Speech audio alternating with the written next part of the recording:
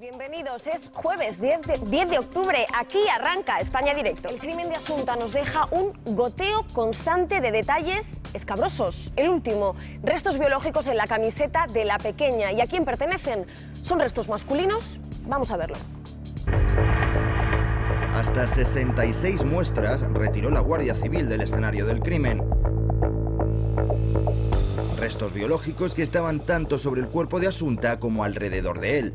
Hay 66 pruebas, muestras distintas, de las cuales 40, ayer tarde, 40 ya habían sido incluso cotejadas con ADN de personas que estuvieron en las inmediaciones del lugar o que tuvieron relación con la niña. Ayer algunos medios de comunicación aseguraron que en la ropa de la niña se habían encontrado restos de semen y en un hecho sin precedentes el Tribunal Superior de Justicia de Galicia se ha visto obligado a emitir un comunicado para desmentirlo. El tribunal asegura que el Laboratorio de Criminalística de la Guardia Civil, Departamento de ADN, no dispone todavía de resultados respecto de los flujos encontrados en la ropa de la víctima y en otros escenarios relacionados con el crimen. Es decir, se desconoce el origen de estos restos y que una vez contrastados los primeros análisis recibidos por el Juzgado de Instrucción número 2 de Santiago, se comprobó que los resultados no eran concluyentes. O lo que es lo mismo, no está confirmado que alguno de los restos biológicos encontrados en la ropa de Asunta sea semen. Si finalmente el semen, ese resto biológico que hay en la camiseta, pues puede deberse a que alguien con semen impregnado o resto de semen impregnado en las manos o en alguna parte de su cuerpo ha tocado ese cuerpo y se ha transferido ese resto biológico de las manos o del cuerpo de alguien a la camiseta de la niña. La palabra semen ya nos lleva a unas connotaciones tremendas, ¿no? Sabiendo a priori, como sabíamos ya, que la niña no sufrió no solo ningún tipo de violación, ni siquiera abusos, y en ese aspecto lo teníamos confirmado, que no hubo relaciones sexuales con esa niña. De momento, lo único que está claro es que no se ha encontrado ninguna huella dactilar sobre el cuerpo y que una de las manchas analizadas es sudor de la niña. Habrá que esperar hasta el fin de semana a que concluyan las pruebas para saber con qué se corresponden el resto de muestras. A estas alturas todavía son muchas las incógnitas que planean sobre el crimen. Tenemos el cómo, sabemos que fue sedada y asfixiada, y el cuándo, el sábado 21 de septiembre, pero no sabemos, por ejemplo, quién o quiénes trasladaron el cuerpo. La Guardia Civil baraja que el cadáver fue depositado entre las 12:30 y la 1:15 de la madrugada del sábado al domingo. El abogado de Rosario Porto defiende que su cliente no pudo ser porque asegura tiene coartada. El cliente estaba en la policía a las 10:30, salió a las 12 menos cuarto, fue custodiada hasta su casa. Allí estaba la madrina de la niña y el exmarido. Aunque para los investigadores las coartadas de Rosario Porto y Alfonso Basterra para la tarde-noche del día del crimen son poco consistentes. Tampoco está claro dónde murió la pequeña. La Guardia Civil está convencida de que la niña no murió en el lugar en el que fue encontrada. Apunta a la casa familiar de Teo como posible lugar de la muerte, pero este extremo está por confirmar. Pero sin duda las dos grandes incógnitas son el por qué. En un primer momento se pensó que Asunta era la heredera universal de sus abuelos, algo que más tarde se descartó, por lo que el móvil económico perdió fuerza, y sobre todo el quién o quiénes la mataron. De momento, los únicos encarcelados por el crimen, como ustedes bien saben, son los padres de la pequeña. Lo acabamos de ver en ese reportaje, hay muy pocas certezas sobre el dónde, el cómo, el por qué murió Asunta. Nos vamos en este punto a Galicia porque el móvil del crimen, Xoán, sigue siendo una de las mayores incógnitas. Pero sigue siendo la primera opción el económico. El móvil económico sigue siendo la primera línea de investigación para la Guardia Civil y también para el Juzgado de Instrucción, en este caso el Juzgado número 2. Lo cierto es que hay muchas pruebas que este fin de semana está previsto que se le entreguen al juez. Miriam, 66 muestras que ahora obran todavía en poder de los investigadores y que están a punto, como te digo, de llegar a este juzgado. Hay informaciones que señalan que ya tiene el juez Vázquez Taín los resultados de las trazas de esa cuerda que aparecía justamente en esta pista forestal el pasado 22 de septiembre al lado del cadáver de Asunta. Y en esa cuerda, Miriam, se cree que además hay una huella muy importante. Una huella muy importante. Es lo único que nos puedes decir de esta huella, es decir, es importante, pero de una tercera persona, de los padres. Es un extremo que todavía desconocemos. En principio, las únicas personas en las que se ha centrado la investigación son las que están en este momento en la cárcel, los padres de Asunta, tanto Alfonso como Charo. Se han tomado muestras de ADN al entorno familiar, a amigos y a personas que estuvieron en los escenarios donde se cree que se han desarrollado este crimen, en concreto en la finca de Montouto. Y ahora tenemos que estar atentos a lo que salga de esos resultados y también de estos restos biológicos que aparecían en la camiseta de Asunto. Miriam. Gracias, Joan. Vamos a continuar muy atentos, siempre desde Galicia, dándonos tú las últimas horas. Gracias. Volvemos contigo en tan solo unos minutos, porque ahora nos seguimos haciendo preguntas sobre este crimen y nos preguntamos ahora cómo era esa relación de Rosario Porto y Asunta Basterra, su hija, de la que tanto se ha hablado. Era una relación, digamos, normal de madre e hija. Una muy buena amiga de Rosario nos ha explicado en exclusiva detalles esclarecedores. El caso de Asunta Basterra ha dado varios giros desde que sus padres ingresaron en la cárcel de Teixeiro y ahora es el entorno de la familia Porto Basterra en donde los investigadores trabajan para hilar las pruebas con que cuentan. Precisamente el entorno escolar y el familiar son una pieza clave para poder montar este puzzle en el que todavía hay fichas que no han salido a la luz. Por ejemplo, ¿cómo fueron esos primeros momentos tras la muerte de Asunta? ¿Cómo estaba Charo Porto y Alfonso Basterra?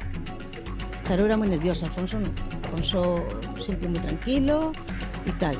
Y lo de que estaba tomando ella medicación, sí que me lo puedo creer por eso, porque siempre fue una persona así muy, no desequilibrada, pero muy disparada, ¿no? Ella no lloró en ningún momento. No, de hecho ella me consoló a mí, porque yo sí que estaba llorando y me dijo que cuidara mucho de mi hija. Dijo, no te preocupes, cuida mucho de tu hija, que no sabes lo que tienes y tal. Y Alfonso sí, Alfonso estaba destrozado. O sea, que ella no lloró, incluso te consolaba a ti. Yo esa fue la impresión que me llevé, que ella estaba muy entera, no sé. Siempre me pareció que era una mujer que llevaba el control de la situación, o sea, esas personas que controlan. Yo el tiempo que los conocí eran personas que manejaban bastante. O sea, problemas económicos que yo sepa no han tenido nunca. Al contrario, eran personas de muchas posibilidades. Carmen era una buena amiga de Charo Porto. Su hija y Asunta pasaron muchos días juntas. Con ella describimos el perfil de Asunta y repasamos las últimas horas de Charo antes de ir a prisión. Era muy amiga de mi hija. Nosotros lo hemos pasado muy mal. De hecho, lo seguimos pasando porque mi hija está en su casa, ha dormido con ella, ella ha estado en la mía. Y no sé, es que no sé lo que se está diciendo. Yo es que cada vez me quedo más alucinada. Pocos minutos después de la incineración de Asunta, todos los focos apuntaban a Charo Porto y la noticia saltaba a las pantallas. La madre era la principal sospechosa del crimen de su hija. En este tanatorio pudimos ver por última vez a Charo Porto antes de que la detuviese la Guardia Civil. ¿Cómo actuó en presencia de sus amigos? A lo mejor también porque nada más suceder, precisamente en el tanatorio, la imagen de ella era muy fuerte, o sea, yo la vi muy entera. ¿Tú estuviste en el tanatorio? Sí, claro. Estuve en cuanto llegó el cuerpo de la niña, estuve allí. Y él, sin embargo, me pareció destrozado. De hecho, lo comenté en casa. Cuando llegué a casa se lo dije a mi marido. Digo, me parece que Alfonso está hecho polvo, digo, pero ella está bastante entera, ¿no? A mí me resulta sorprendente, o sea, pienso que quizás esa impresión que me dio a mí, no sé, yo como madre creo que no hubiera sido capaz de estar de esa manera tan fría, ¿no? O sea, tan entera, vamos, quiero decir, si a mi hija la encuentran, Dios mío, o sea, es que no sé siquiera si podía recibir al alcalde ni a nadie. A la espera de los resultados finales del cabello de Asunta, los investigadores mantienen sus indicios de que la niña fue sedada en varias ocasiones. Sorprendente el testimonio de la amiga de Rosario Porto, una mujer, la madre de Asunta, que continúa en prisión provisional, al igual que Alfonso Basterra, el padre de Asunta. Nos vamos en este punto directamente a los juzgados de Santiago de Compostela. Sara, la decisión que tomó el juez Vázquez Taín ha recibido hoy un importantísimo apoyo. ¿De quién? Cuéntanos. Sí, el apoyo de la Fiscalía, que se opone totalmente, Miriam, a la excarcelación de Rosario Porto y Alfonso Basterra. De hecho, ha remitido un informe a la Audiencia Provincial de La Coruña, que será quien decide. Un informe desfavorable en el que especifica que hay indicios suficientes que incriminan a ambos imputados y que hay riesgo de que destruyan pruebas. Era de esperar, porque fue la Fiscalía quien pidió al juez que enviara a estos dos imputados a prisión. Pero ha dicho más cosas importantes, sobre todo para la información que vamos a poder ofrecerles en un futuro de este caso. Y es que, según la Fiscalía, cree que hay en este punto de la investigación pruebas importantes para que, si se levanta el secreto de sumario, no perjudique a la investigación. Hay que tener en cuenta que un caso puede estar bajo secreto de sumario como máximo legalmente un mes. Se podría levantar el 21 de octubre, pero también es cierto que se puede prorrogar. Es algo que la Fiscalía no ha descartado, así que, Miriam, podrían pasar cualquiera de las dos cosas. Además, creo que el hecho de que el caso esté bajo secreto de sumario es el requisito que ponen los abogados de Alfonso y de Rosario para que ellos no participen en las investigaciones. Efectivamente, se niegan a participar en ninguna de las dos diligencias, de las diligencias que el juez ha dictado, entre ellas, por ejemplo, la reconstrucción de los hechos o someterse a exámenes clínicos.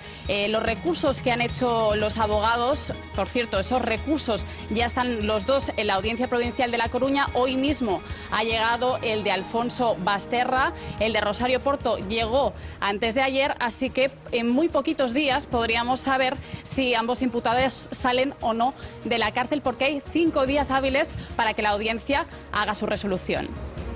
Sara, muchísimas gracias. Muy importante esto que nos contabas. Ya están ahí los recursos. En un plazo de poquitos días podemos saber si salen o no de prisión. Muchas gracias, Sara. Volveremos contigo en tan solo unos minutos. Cualquier novedad nos pides paso. Porque continuamos con este caso. Tenemos muchísimas preguntas y una de ellas es ¿hacia dónde se dirige? Algo tan absurdo como saber hacia dónde se dirige este caso. ¿Qué nuevas sorpresas nos depara? Para poder contestar a estas preguntas tenemos al criminólogo Ricardo Magaz, que nos va a responder. Muy buenas tardes. Hola, muy buenas tardes, Miriam. Vamos a ver, todos los días vemos un degoteo incesante de nuevas sorpresas. No sé si podemos esperar todavía nuevas sorpresas sobre este caso. Sin duda, habrá que esperar nuevas sorpresas. Esto es una especie de iceberg donde lo que se ve solamente es una mínima parte y, digamos, la parte más importante está sumergida, y en los próximos días, en las próximas semanas, asistiremos, sin duda alguna, a grandes sorpresas. Vamos a centrarnos un poquito en esa parte sumergida del iceberg que usted nos decía, y como experto, ¿qué cree que podría ocurrir en los próximos días? Vamos a recordar que hay bastantes puntos pendientes. Por ejemplo, los recursos presentados por los abogados de Rosario y de Alfonso, ¿van a salir de prisión? Bueno, eso es práctica jurídica. Yo soy criminólogo, no soy abogado, pero mi punto de vista es que no lo creo. El juez Vázquez Taín es un juez con mucha experiencia, muy astuto desde un punto de vista jurídico, dicho en el mejor sentido del término. Yo lo conozco porque he coincidido con él conferenciando en algunos cursos de verano de la Universidad de la UNED, y cuando el juez los ha mandado a prisión, no me cabe ninguna duda que es porque tiene sobradas pruebas para ello, y además, por lo que sabemos, acaba de ampliar su auto que mandó a la audiencia ante el recurso que han interpuesto los abogados de los padres. Hay, como decimos, pues muchos cabos sueltos. Por ejemplo, ayer precisamente hablamos de unos restos biológicos hallados en la ropa de Asunta, que pueden ser, imaginamos, también un dato muy relevante, ¿no? Sí, sin duda, son relevantes. Bueno, son rastros biológicos, son varias manchas. Se ha dicho que alguna de ellas es muy posible que puedan ser semen, que pueda ser esperma, y la verdad es que esto lo que viene es a perturbar aún más la investigación. En el caso de que efectivamente sean fluidos como el semen, pues estaríamos inicialmente ante tres hipótesis, tres teorías. La primera sería que esa mancha correspondería a la realidad. La segunda, podríamos barajar la tesis de que fue puesta ex professo allí, es decir, para despistar. Fue transferida para despistar efectivamente a los investigadores. Y bueno, pues la tercera hipótesis sería lo que en criminalística llamamos el axioma de la transferencia, de la contaminación. De tal manera que cuando alguien, un perfilador, un investigador, entra en una escena de un crimen, deja algo y se lleva algo. Es decir, siempre hay una contaminación. Por tanto, en este sentido podemos barajar esa hipótesis en el sentido de que alguien que manejó el cadáver desde que se encuentra hasta que finalmente se incinera, pues pudo, de una forma involuntaria, ¿verdad?, transferir esa mancha y por tanto en este caso pues carecería de importancia, pero claro, eso quien tiene que verdaderamente determinarlo son los investigadores y en este caso el Laboratorio de Criminalística de la Guardia Civil, que están en ello. No obstante, hay que decir que aquí estamos hablando de investigar un asesinato y en ningún caso una violación, puesto que lo que sí de momento ha quedado acreditado por lo que sabemos es que no hubo violación y tampoco hubo ningún otro tipo de abuso sexual. No hubo violación, no hubo abuso sexual, de momento no queda demasiado claro cuál es el móvil de este crimen, pero usted, como experto, desde su experiencia, ¿tiene alguna teoría que explique este crimen? Bueno, la comunidad policial y criminológica estamos absolutamente desconcertados porque, igual que el periodismo se plantea los viejos dilemas de qué, quién, cómo, cuándo y dónde, bien, tanto en la criminología como en la criminalística, eso también es así. Pero hay un hecho importante que es el porqué, es decir, el auténtico móvil, y carecemos de él, por eso estamos todos desconcertados.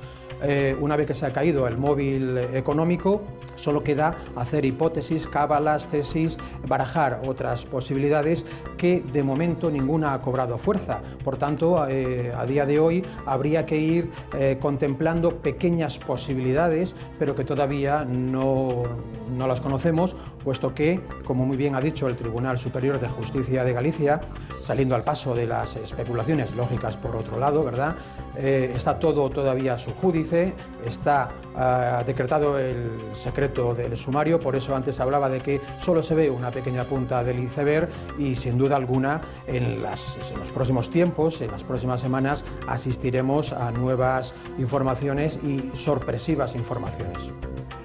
Gracias, Ricardo, por su punto de vista. Estamos convencidísimos de que van a aparecer nuevas sorpresas e intentaremos recurrir a los mejores como siempre para que nos las expliquen. Muchísimas gracias. Buenas tardes. Ha sido un placer. Muchas gracias. Muy bien, bueno, nosotros tenemos que continuar.